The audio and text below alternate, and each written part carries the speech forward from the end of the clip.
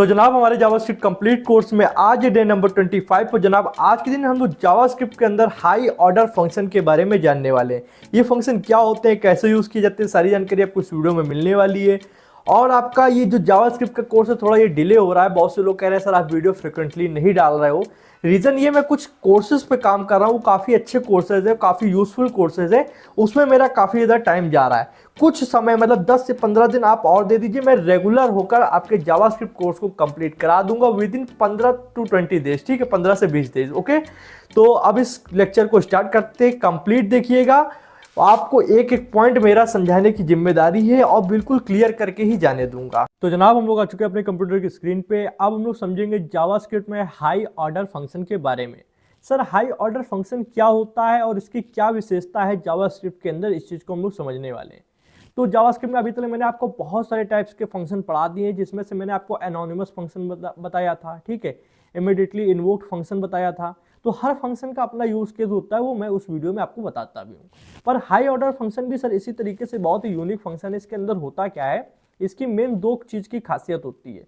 पहला कि ये वो फंक्शन होते हैं जो किसी दूसरे फंक्शन को एज अ आर्ग्यूमेंट लेते हैं। एज अ आर्ग्यूमेंट का मतलब समझते हैं, जैसे हम लोग कोई वैल्यू पास कर रहे हैं तो वो वैल्यू को मतलब हम लोग रिसीव करते हैं पैरामीटर के अंदर, और जो भेजते हैं तो उसको बोलते हैं आर्ग्यूमेंट। अगर आपने फर्स्ट लेक्चर देखा होगा तो उसमें आपको पता होगा कि मैंने क्या चीज़ वहाँ पे समझाई थी। ओके, दूसरी इसकी खासियत सर ये होती है कि ये दूसरे फंक्शंस को रिटर्न भी कर सकता है, मतलब रिटर्न वैल्यू में किसी फंक्शन को भेज भी सकता है। ठीक है, तो एक बार मैं फिर से इसका थोड़ा समझा देता हूँ। जैसे कोई फंक्शन है, मान लो ये एक फंक्शन है, ठीक है, अगर ये फंक्शन किसी दूसरे फंक्शन को एज अ आर्ग्यूमेंट रिसीव कर रहा है, मान लो इसकी जो फंक्शन की कॉलिंग हो रही है, ठीक है, यहाँ जो कॉल किया जा रहा है फंक्शन को, यहाँ पर भी कोई दूसरा फंक्शन लिखा गया है और वो फंक्शन इसको भेजा गया है एज अ आर्ग्यूमेंट।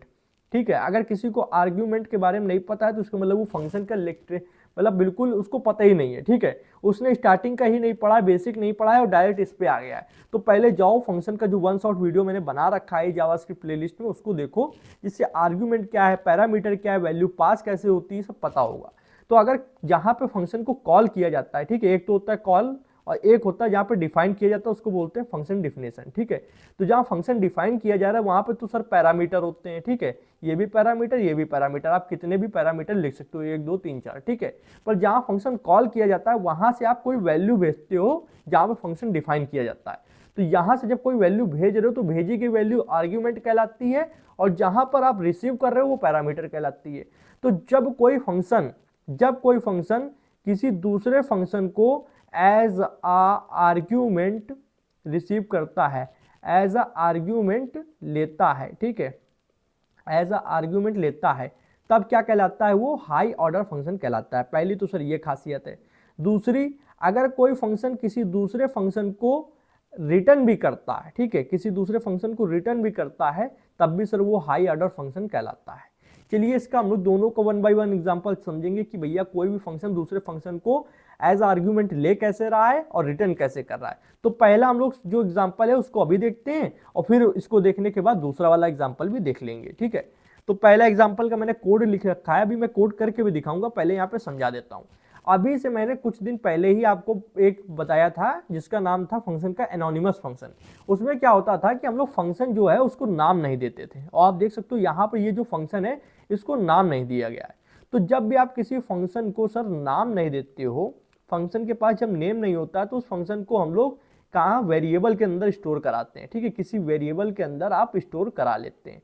तो आप देख सकते हैं कि यहाँ पर भी एक फंक्शन हम लोग ने बना रखा है जिसको हम लोग ने नाम नहीं दिया है, पर इसको हम लोग ने क्या किया, इस कंप्लीट फंक्शन को जो यहाँ से यहाँ तक है, यहाँ से यहाँ तक, तो इसको हम लोग ग्रीट नाम के एक वेरिएबल के अंदर स्टोर करा लिया है। तो अब हम लोग चाहेंगे तो अगर ग्रीट इस तरीके लिखते हैं और ग्रीट लिखने में पैरेंथेसिस ब्रैकेट बनाते हैं तो हम इस फंक्शन को कॉल कर सकते हैं। ठीक है, ये इसका कॉलिंग का प्रोसेस है। अगर आप वेरिएबल का नाम लिख के उसके आगे पैरेंथेसिस ब्रैकेट बनाते हैं तो आप उसको कॉल कर पाएंगे इस फंक्शन को। ठीक है, तो ये सर आपका ये जो कंप्लीट फंक्शन है ये तो एनोनिमस फंक्शन है। ठीक है, ये सर आपका एनोनिमस फंक्शन है। ठीक है, बट इसको हम लोग बोलते हैं फंक्शन एक्सप्रेशन। एनोनिमस फंक्शन तो है, पर जब आप किसी वेरिएबल के अंदर किसी दूसरे फंक्शन को स्टोर कराते हैं तो उसको हम लोग बोलते हैं फंक्शन एक्सप्रेशन। ठीक है, फंक्शन एक्सप्रेशन बोलते हैं सर। ओके, ये चीज क्लियर। अब ऊपर का मटेरियल समझते हैं। ऊपर क्या है सर, ये आपका पूरा हाई ऑर्डर फंक्शन है, ठीक है, ये है हाई ऑर्डर फंक्शन। अब ये कैसे हाई ऑर्डर फंक्शन, इसको समझते हैं। देखो एक फंक्शन बनाया जिसका नाम है मेन ग्रीट। मेन ग्रीट नाम से एक फंक्शन बनाया है, उसके अंदर हम लोगों ने दो पैरामीटर बनाए, एक फंक नाम से, एक एन नाम से, ठीक है। उसके अंदर हम लोगों ने क्या क्रिएट किया, एक फॉर लूप क्रिएट किया है सर। ये क्या है सर, फॉर लूप। मैं बहुत बेसिक से चल रहा हूँ, ऐसा नहीं करूंगा कि मैं डायरेक्ट बता दूं कि ये लूप है, ये कैसे वर्क कर रहा है, ये ना बताऊं। मैं क्लियर कर देता हूं कि ये सर एक फॉर लूप है। इसमें हो क्या रहा है, आप आई की वैल्यू को 1 से लेकर एन तक का ले जाओगे। अब एन कहां से आएगा, एन सर आपका डायरेक्ट आर्ग्यूमेंट के तौर पे भेजा जाएगा। एन सर आपका 2 भी हो सकता है, ऐसा 3 भी हो सकता है, ऐसा 4 भी हो सकता है। मान लेते हैं थोड़ी देर के लिए एन की वैल्यू 4 है, तो आई की वैल्यू 1 से स्टार्ट होगी और 4 तक का जाएगी। तो पहले 1 होगा, 2 होगा, 3 होगा, 4 होगा, ठीक है। तो ये लूप सर टोटल कितनी टाइम चलेगा सर, 4 टाइम्स ये चलेगा, ठीक है। आई प्लस प्लस इसलिए हो रहा है कि पहले अगर 1 है तो फिर 1 + 1 होकर 2 हो जाएगी, फिर 1 + 1 + 1 होकर 3 हो जाएगी। इस तरीके हर बार एक जुड़ता जाएगा, ठीक। लूप तो सर चलेगा, पर लूप चल किस लिए रहा है, लूप एक्चुअली में कर क्या रहा है। तो लूप एक्चुअली में सर इस फंक्शन को कॉल कर रहा है। आप कहोगे सर ये कौन सा फंक्शन है, ये किसको कॉल कर रहा है। तो जो सर ये फंक्शन है आपका ये वाला, इसको सर जब आप भेजते हो एज अ आर्ग्यूमेंट, आप भेजने वाला सर प्रोसीजर में क्या करता हूं, इसको थोड़ा सा एक दूसरी इमेज में यहाँ पे लाने की कोशिश करूंगा, या फिर मैं आपको डायरेक्ट ओपन करके दिखा दूंगा, अभी लिख के दिखा दूंगा। होता क्या है कि मैं यहाँ पे इसी में लिख के दिखा देता हूँ भेजा कैसे जाता है। मान लो ये जो मेन ग्रीट फंक्शन है, इसको आपने इस तरीके लिखा मेन, ठीक है, और फिर आपने लिखा ग्रीट, ये मेन ग्रीट फंक्शन लिखा, और इसके अंदर आपने क्या किया, इस फंक्शन को सेंड कर दिया। सबसे पहले आपने ग्रीट लिखा, ठीक, फिर उसके बाद में एन की जगह मान लो आप 4 भेजना चाहते हो, 4 लिखा, ठीक है। अब ये क्या होगा कि जो आपने ग्रीट लिखा है, ये जो फंक्शन है ग्रीट, ग्रीट कौन सा, ये इसके अंदर कौन सा फंक्शन है, ये, ठीक है। तो ये ग्रीट सेंड हो जाएगा यहां पर आकर, ठीक है। तो फंक के अंदर सर क्या होगा, फंक के अंदर सर आपका ग्रीट होगा, और ग्रीट के अंदर सर क्या होगा, ग्रीट के अंदर ये वाला कंप्लीट फंक्शन होगा, ठीक है, ये वाला ग्रीट, ठीक है।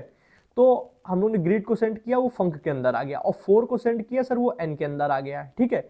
तो अगर हम लोग जब इतना हो चुका है, तो अगर हम लोग फंक को इस तरीके लिखते हैं पैरेंथेसिस ब्रैकेट लगा के, तो सर ये वाला फंक्शन आपका चलेगा कि नहीं चलेगा, आप खुद सोचिए। क्योंकि फंक के अंदर सर क्या आया हुआ है, फंक के अंदर सर ये आपका आया ग्रीट, तो फंक के अंदर ग्रीट आया हुआ है, और ग्रीट के अंदर सर क्या है, ग्रीट के अंदर सर ये वाला फंक्शन है आपका, ठीक है, जो हेलो प्रिंट कर रहा है, ठीक है। तो जब इस फंक्शन को, इस फंक वेरिएबल को इस तरीके से आप कॉल करते हो पैरेंथेसिस ब्रैकेट लगा के, तो सर ये वाला फंक्शन आपका चलेगा। और ये जब चलेगा और कितनी टाइम चलेगा, तो एन पे डिपेंड करता है। तो एन में आपने क्या भेजा है, एन में आपने 4 भेजा है, ये 4 एन के अंदर आ चुका है, तो यहां पर मान लो 4 है, ठीक है, ये 4 है, ये 1 से लेकर 4 बार चलेगा, और चारों बार सर ये कॉल होगा। और जब 4 बार ये कॉल होगा तो ये करेगा क्या, ये एक्चुअली में ये वाला फंक्शन चलाएगा। और ये वाले फंक्शन के अंदर क्या हो रहा है, console.log hello, तो हेलो जो है सर वो 4 बार सर आपका प्रिंट होगा, ठीक है, हेलो 4 बार प्रिंट होगा। तो ये सर जो है ये आपका हाई ऑर्डर फंक्शन है। क्या है सर, ये आपका हाई ऑर्डर फंक्शन है। तो हम लोग ने यहाँ पे डिफिनेशन पढ़ी थी ये वाली, कि टेक वन और multiple function as a argument high order function कहलाते हैं।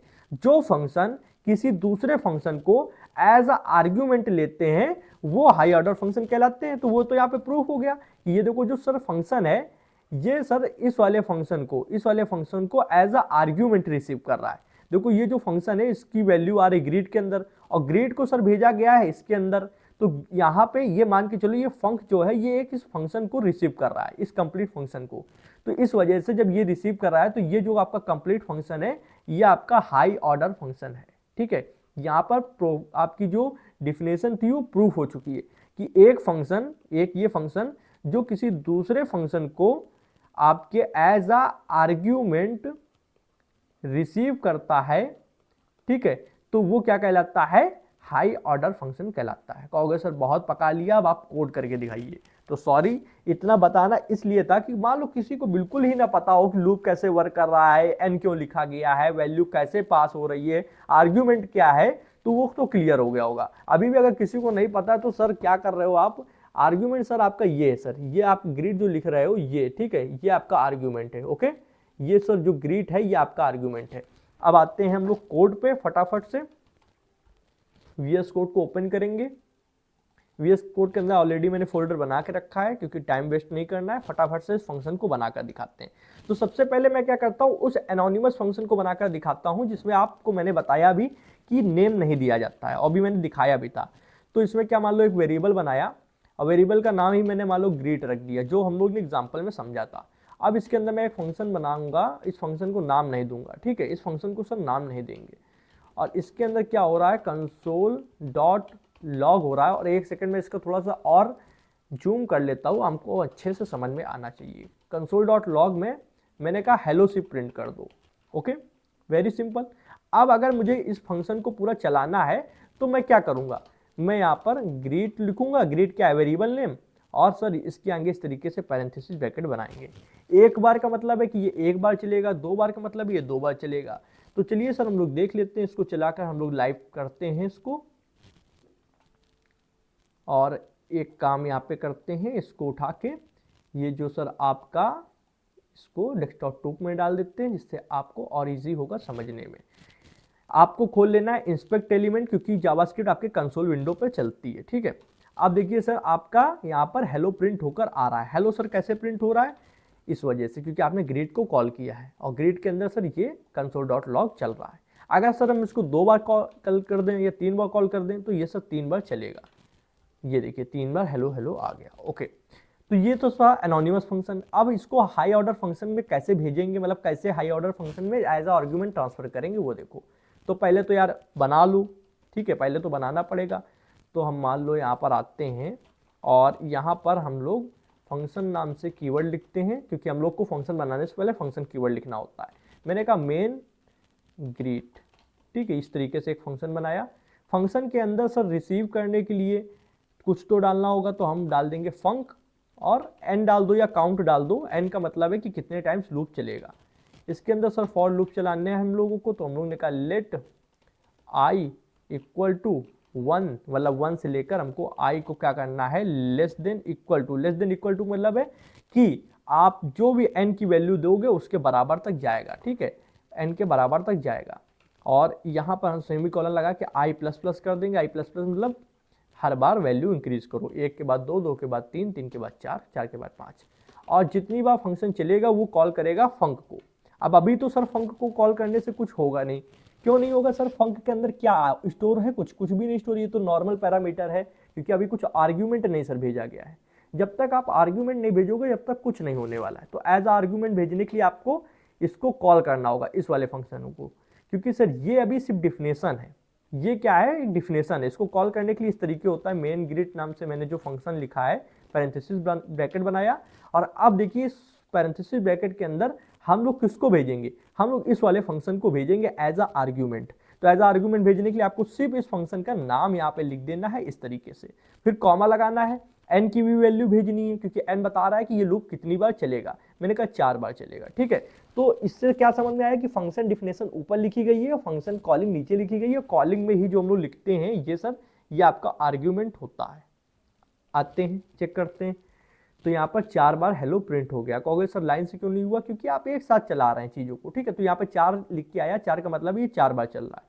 अगर हम लोग यहाँ पे वैल्यू को चेंज कर दें, हम लोग कर दें इसको 100, तो ये 100 बार सर प्रिंट हो गया, ठीक है। आप 200 या 500 कर दें तब भी सर वही चीज़ होगी। मान लीजिए मैं यहाँ पे 500 कर देता हूँ, तब भी सर वही चीज़ होगी, 500 बार ये देखिए लूप चल गया। ओके, तो यहाँ तक तो आपको समझ में आया होगा कि हाई ऑर्डर फंक्शन वर्क किस तरीके कर रहा है। इतने में तो किसी को कोई डाउट होगा नहीं, क्योंकि ये जो ग्रीट है सर ये वाला फंक्शन है, ठीक। और इस फंक्शन को हम लोग, ये ग्रीट को यहाँ से एज अ आर्ग्यूमेंट भेजा गया यहाँ पर, ठीक है, फंक के अंदर।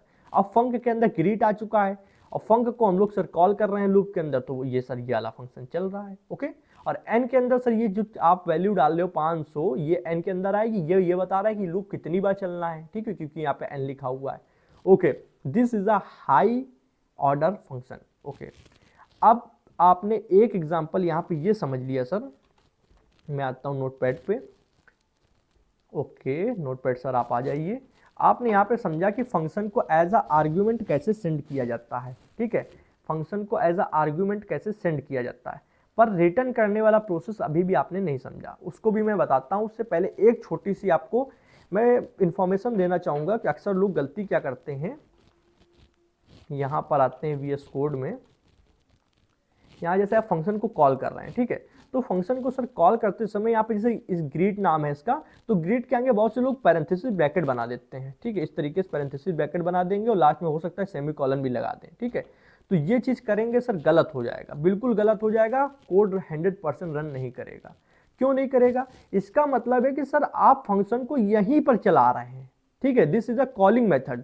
अगर आप इस तरीके से करते हैं तो इसका मतलब आप फंक्शन को यहीं पर चलने के लिए कह रहे हैं, इसी जगह पर रन होने के लिए कह रहे हैं, और ये जब होता है तो प्रॉब्लम हो जाएगी, 100% प्रॉब्लम हो जाएगी, ठीक है।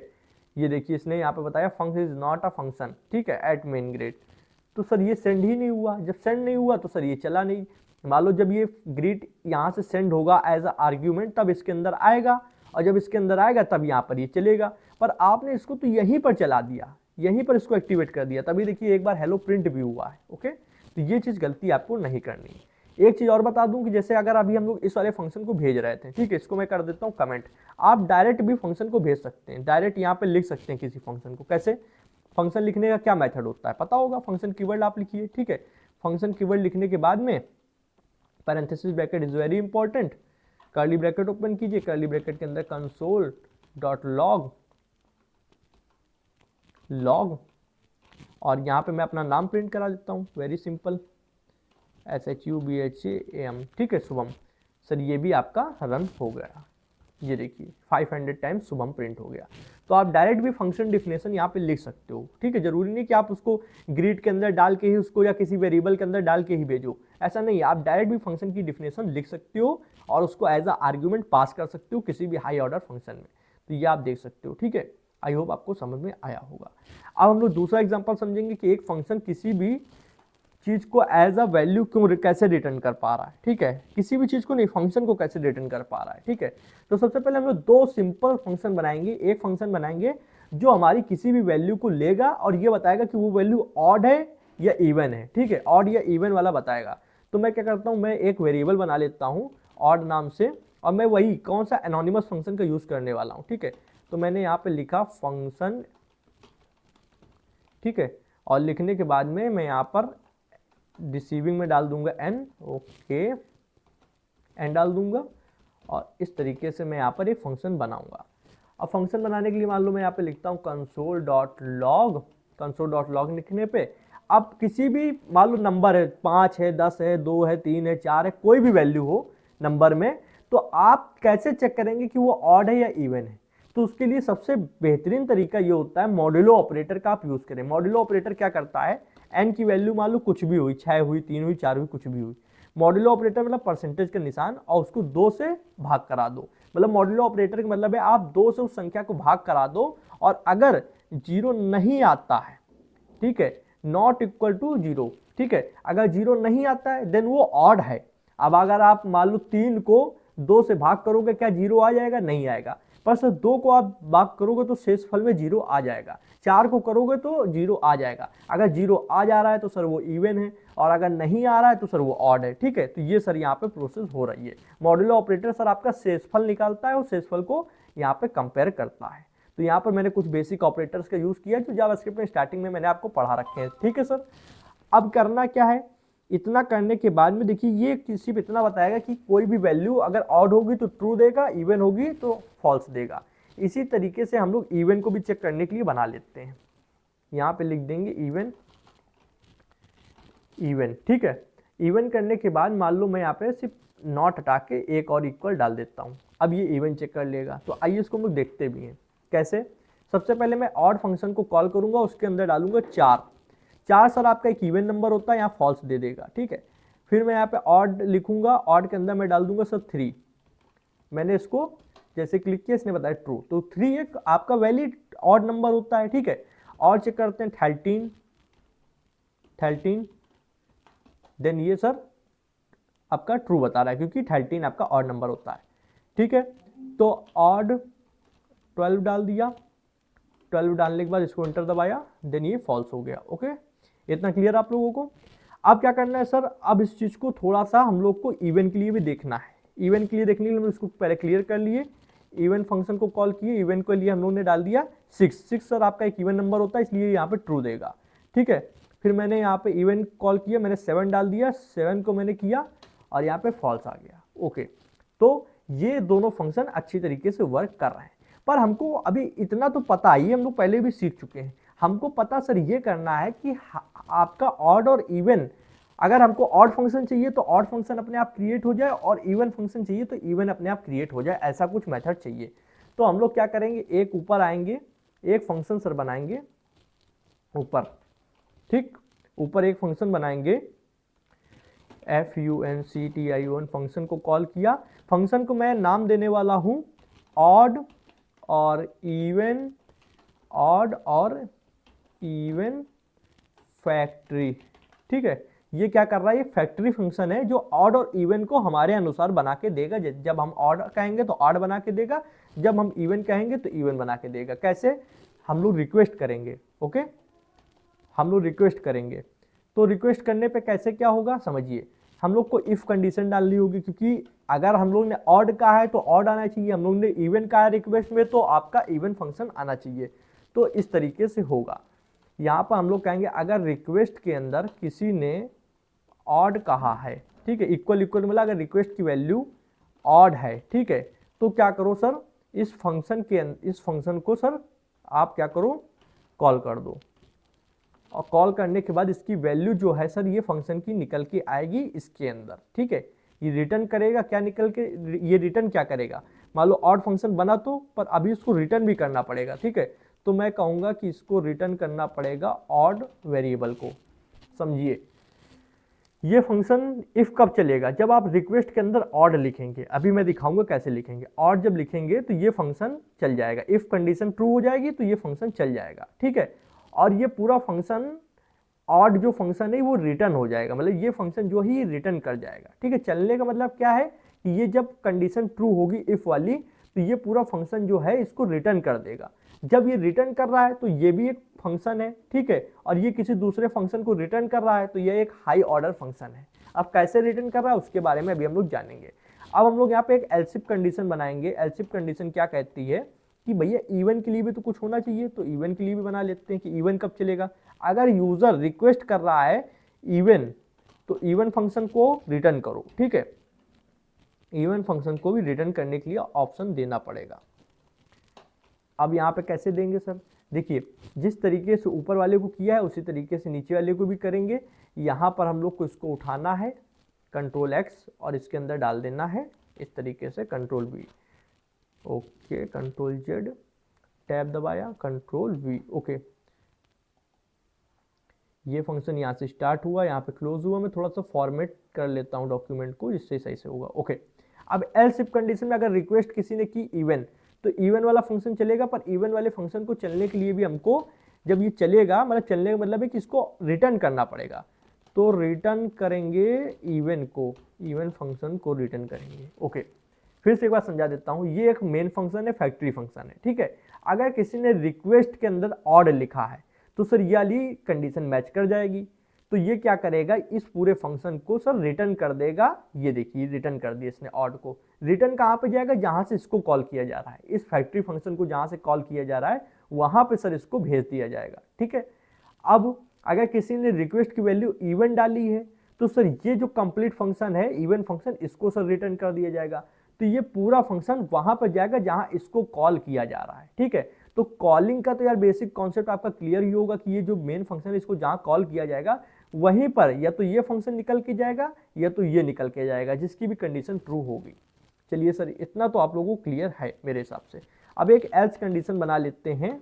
एल्स कंडीशन में क्या कि मान लो किसी ने मजाक में ही खिलवाड़ करने की कोशिश करी और उसने कुछ ऐसा मतलब दे दिया जैसे मान लो ऑड या इवन के अलावा कुछ डाल दिया, तो हम लोग उससे कहेंगे रॉन्ग रिक्वेस्ट, ओके, ये कह देंगे रॉन्ग रिक्वेस्ट, ओके। अब क्या करना है, अब ये रिक्वेस्ट कहाँ से आएगी, मान लो इसके अंदर ऑड आएगा या इवन आएगा तो वो कहाँ से आएगी, तो उसके लिए हम लोग वेरिएबल बना लेते हैं। भी वैसे तो हम लोग खुद से यूजर से भी ले सकते हैं, पर फिलहाल हम लोग क्या करते हैं यहाँ पर वेरिएबल बना लेते हैं, उसके अंदर डाल देते हैं अभी ऑड, ठीक है। और ऑड डालने के बजाय आप यहाँ पे क्या कर सकते हो, इवन भी डाल सकते हो, आपकी मर्जी। मैं अभी डाल के भी दिखाऊंगा कि इवन कैसे वर्क कर रहा है फिलहाल, ठीक है। तो ऑड डाल दिया। अब हम लोग आते हैं फटाक से यहाँ पे स्क्रीन पे। देखिए सबसे पहले हम लोग चेक करेंगे रिक्वेस्ट के अंदर क्या वैल्यू पड़ी हुई है। तो चेक करने के लिए आपको बस यहाँ पे कंसोल के अंदर उस वेरिएबल का नाम लिखना है, एंटर दबाना है, तो ये बता देगा रिक्वेस्ट के अंदर ऑड पड़ा हुआ है। ओके, अब यहाँ पर एक वेरिएबल बना रहे हैं लगे हाथ लेट फंक नाम से। फंक के अंदर सर हम लोग ऑड इवन जो हम लोग ने बनाया है फैक्ट्री वाला फंक्शन, इसको डालेंगे। तो जो भी यहाँ से ये जो फंक्शन है, ये कौन सा फंक्शन है, ये सर ये वाला फंक्शन, इसको कॉल कर रहा है। और कॉल करने के बाद इसकी जो भी वैल्यू आ रही है, इसकी जो भी वैल्यू आ रही है वो फंक के अंदर डाल देगा। तो इस पूरे फंक्शन की वैल्यू क्या आ सकती है, थोड़ा सा भी लॉजिक लगाओगे, इस पूरे फंक्शन की वैल्यू क्या आ सकती है, या तो ऑड आएगी रिटर्न होने पर या इवन आएगी रिटर्न होने पर। जैसी कंडीशन मैच होगी वैसा होगा। अगर रिटर्न ऑड हुई तो ये फंक्शन की वैल्यू ऑड रिटर्न होकर कहां पर आ जाएगी, ये आ जाएगी इस फंक के अंदर, मतलब ऑड फंक्शन आ जाएगा फंक के अंदर। और अगर ये वाली कंडीशन सही होती है, ठीक है, तो सर ये इवन रिटर्न होगा। इवन निकल के सर कहां आ जाएगा, इस फंक वाले वेरिएबल के अंदर। ओके, इतना क्लियर। अब हम लोग क्या करते हैं, इसको एंटर दबाते हैं, एक बार एंटर दबाया। अब हमको चेक करना है क्या फंक के अंदर ऑड वाला फंक्शन आया है या नहीं आया है। सर ऑड वाला ही क्यों आएगा, क्योंकि रिक्वेस्ट के अंदर हम लोग ने ऑड डाल रखा है, अभी भी दिखाया मैंने, ये देखिए रिक्वेस्ट के अंदर सर ऑड डाल रखा है। इसलिए जब ये ऑड डाल रखा है तो यहाँ पर कंडीशन भी सर ये वाली ट्रू होगी। जब ये वाली कंडीशन ट्रू होगी तो ये जो कंप्लीट फंक्शन है इसको रिटर्न कर दिया जाएगा, ठीक है। और रिटर्न करने पर ऑड निकल के किसके अंदर आ जाएगा, इस फंक के अंदर आ जाएगा। तो देखते हैं फंक के अंदर ये ऑड वाला फंक्शन आया है या नहीं आया है। तो बस आपको उस वेरिएबल का नाम लिख के एंटर दबाना है और देखिए सर ये आ चुका है। ये जो फार्मूला है ये आपके ऑड नंबर को निकालने का फार्मूला होता है, आप देख सकते हो। ओके, अब हम लोग क्या करते हैं, यूज करके देखते हैं। मैंने कहा फंक के अंदर अगर ऑड फंक्शन आ चुका है तो हम लोग किसी भी नंबर को डालेंगे तो ये बता देगा कि ऑड है या नहीं है। तो मैंने कहा 16 को बताइए सर कि ये ऑड है या नहीं है। ऑड होगा तो ट्रू, नहीं तो फॉल्स। तो 16 सर आपका ऑड नंबर नहीं होता है, फॉल्स आया। अब यहीं पे अगर मैं कर दूं 18, ठीक है, तो 18 सर आपका क्या कहते हैं, इवन नंबर होता है, ठीक है, वो भी फॉल्स। एक सेकेंड, मैंने फंक्ट लिख दिया था, ठीक है, इस वजह से ये ऐसा हुआ है, ठीक है, मैंने फंक्ट लिख दिया था और फंक्ट नहीं लिखना चाहिए क्योंकि नाम फंक है। 18 भी आपका इवन है इसलिए फॉल्स बताएगा, ठीक है। अब मैं यहीं पे 13 लिखता हूँ। 13 सर आपका एक ऑड नंबर होता है। तो सर आपका यहाँ पर ओके बार बार फंक्ट आता है इस वजह से, चलिए इसको सही करते हैं, फंक। और 13 आपका एक ऑड नंबर है इसलिए ट्रू आया, ठीक है। मैं इसको क्या करता हूँ, 9 दे के देखता हूँ। 9 भी सिर्फ एक ऑड नंबर है तो ये बताना चाहिए ट्रू, बता रहा है। ओके, अब इसको क्लियर करते हैं। ये कंडीशन हो गई सर यहाँ पे ऑड की। अगर ऑड दिया गया है तब तो सर इससे जो रिटर्न हो रहा है वो ऑड है, आपका फंक्शन रिटर्न हो रहा है। पर अगर हम लोग ने रिक्वेस्ट के अंदर इवन डाल दिया तो क्या होगा, तो यहीं पर डाल के देख लेते हैं, हो जाता है। आपको आई होप पता होगा, रिक्वेस्ट के अंदर अगर हम लोग चाहें तो डायरेक्ट हम लोग क्या करते हैं, इवन डाल देते हैं, ये लीजिए। तो अब रिक्वेस्ट की वैल्यू सर यहाँ पे ऑड नहीं रही, यहाँ पे रिक्वेस्ट की वैल्यू ऑड नहीं रही। अब हम लोग ने उसकी वैल्यू को अपडेट करके इवन कर दिया है, ठीक है। तो अब अगर हम लोग उस फंक्शन को, ये फंक जो लिखा है इसके अंदर हम लोग क्या करते हैं, इस फैक्ट्री वाले फंक्शन को कॉल कर लेते हैं। ये जो कंप्लीट फंक्शन है इसको कॉल कर लिया। अब क्या होगा, रिक्वेस्ट की वैल्यू सर क्या है, रिक्वेस्ट की वैल्यू इवन है। तो ये जो कंप्लीट फैक्ट्री फंक्शन है ये क्या करेगा, हमको एक इवन फंक्शन बनाकर दे देगा। और वो फंक्शन स्टोर किसके अंदर होगा, इस फंक नाम के वेरिएबल के अंदर। ये हो गया है, मैं आपको दिखाता हूं। मैंने फंक लिखा, मैंने एंटर दबाया और ये देखिए फार्मूला होता है किसी भी इवन नंबर को निकालने का। तो ये इसने क्या किया, एक आपको इवन नंबर निकालने का फार्मूला बनाकर इस फंक वेरिएबल के अंदर डाल के दे दिया है। चलिए सर अब इसको हम लोग यूज करके देखते हैं। फंक के अंदर अगर हम लोग डालते हैं 4 तो सर इसको बताना चाहिए यहाँ पे ट्रू, तो ट्रू बता रहा है क्योंकि 4 आपका सर एक वो होता है इवन नंबर। वहीं पे अगर मैं 9 डाल दूं तो 9 सर इसके लिए आपको फॉल्स बताना चाहिए क्योंकि अब ये इवन के लिए चेक कर रहा है। ओके, तो 9 आपका यहाँ पे इवन नंबर नहीं होता है। एक बार और ट्राई कर लेते हैं। मैंने कहा 24 सर आपका एक इवन नंबर है तो ट्रू बताएगा। 39 सर चेक कर लेते हैं, 39 तो भी सर आपका सेम चीज़ है, 39 आपका इवन नहीं होता है। तो हम लोग कर क्या रहे हैं, एक बार एक सिंपल सी डिफिनेशन दे देते हैं। सबसे पहले एक मास्टर फंक्शन बना रहे हैं जिसको हम लोग ने नाम रखा है ऑड और इवन फैक्ट्री। ये ऑड और इवन फैक्ट्री नाम रखने का रीजन ये कि ये ऑड या इवन में से किसी एक को बना कर दे रहा है। तो फैक्ट्री मतलब बना कर दे रहा है, ठीक है। उसके अंदर फिर हम लोग ने इफ कंडीशन लगाई है। इफ कंडीशन में हमने कहा कि अगर मास्टर फंक्शन के अंदर जो रिक्वेस्ट पैरामीटर है उसके अंदर वैल्यू ऑड आती है तो क्या करो, इस फंक्शन को जो कि ऑड फंक्शन है इसको बनाओ और इसको रिटर्न कर दो। क्लियर। अगर खुदा ना खास्ता फिर एल्स इफ कंडीशन लगी है, रिक्वेस्ट के अंदर इवन आता है यूजर द्वारा, तो क्या करो, इस इवन फंक्शन को बनाओ और इसको रिटर्न कर दो। तो भैया दो ही चांस है, या तो ऑड फंक्शन रिटर्न हो जाएगा या तो इवन फंक्शन रिटर्न हो जाएगा, इनके अलावा कुछ और तो रिटर्न होगा नहीं। अगर किसी ने कुछ गलत डाल दिया तो वो आ जाएगा रॉन्ग रिक्वेस्ट। तो ऑड या इवन में से कोई एक होना है। अब वो किसके ऊपर निर्भर करता है, वो निर्भर करता है कि आपने इस वेरिएबल के अंदर क्या डाल रखा है। अगर आपने वेरिएबल के अंदर ऑड डाल रखा है तो ऑड होगा सर रिटर्न। रिटर्न होने पर सर ये इस फंक्शन पे आएगा। अब इसको सर जो कॉल करेगा और जिसके अंदर आप इसकी वैल्यू स्टोर कराएंगे सर उसके अंदर वो फंक्शन आ जाएगा। तो हम लोग क्या कर रहे हैं, हम लोग यहाँ पर फंक का यूज कर रहे हैं, लेट फंक नाम से एक वेरिएबल बना रहे हैं और उसके अंदर इस मास्टर फंक्शन को कॉल करते हैं। ये जो भी ऑड फंक्शन देता है या इवन फंक्शन देता है वो इसके अंदर स्टोर हो जाता है फंक के अंदर। अब फंक के अंदर अगर कोई फंक्शन पड़ा हुआ है तो हम लोग यूज कर सकते हैं, जिस तरीके ये भी मैंने यूज करके दिखाया है। अगर इवन देगा तो इवन निकल के इसके अंदर आ जाएगा, हम लोग इवन यूज कर सकते हैं। तो आई होप ये समझ में आया होगा। इस कंप्लीट विषय में आपको कोई भी डाउट नहीं होगा। और हाई ऑर्डर फंक्शन की दो ही पहचान है, या तो वो फंक्शन को एज अ आर्ग्यूमेंट ले रहा होगा या फिर फंक्शन को रिटर्न कर रहा होगा। अब इसमें एक चीज हम लोग ये भी कर सकते हैं, जैसे अभी हम लोग ने वेरिएबल बनाया था उसके अंदर ये फंक्शन डाले थे, तो हम लोग क्या कर सकते हैं, हम लोग डायरेक्ट इस वेरिएबल को हटा दो, ठीक है, और यहाँ पे जो रिटर्न नीचे कर रहे हो उसको हटा दो, डायरेक्ट इसको फंक्शन को भी रिटर्न कर सकते हो। अगर आप एक बार इसका कोड करके देखेंगे आपको 100% क्लियर हो जाएगा कि मैं क्या कहने की कोशिश कर रहा हूँ। अब जैसे यहाँ पे एक वेरिएबल बनाया, इसका कोई इतना कोड को और हम लोग अच्छा बना सकते, तो हटा दिया, हम लोग डायरेक्ट भी तो फंक्शन को रिटर्न कर सकते हैं, तो हमने कहा रिटर्न। और फिर ये जब आप डायरेक्ट रिटर्न कर रहे हो तो नीचे ये रिटर्न इवन लिखने की कोई जरूरत नहीं है, क्योंकि आपने वेरिएबल हटा दिया है, वेरिएबल नेम लिखने की जरूरत नहीं है, ठीक है। तो डायरेक्ट भी अगर आप रिटर्न करते हो 100% चलेगा। ओके, अभी आपकी रिक्वेस्ट की वैल्यू क्या है, ऑड, मैं दिखा देता हूं, ठीक। अब मैं एक बार चेक कराता हूं, लेट फंक नाम से एक वेरिएबल बनाया, या फिर मैं कहता हूं कॉल नाम से बना लेता हूं, आपको अगर डाउट हो रहा है तो लेट कॉल नाम से एक वेरिएबल बनाया, इसके अंदर से आपका जो मास्टर फंक्शन है, ठीक है, ऑड और इवन फैक्ट्री।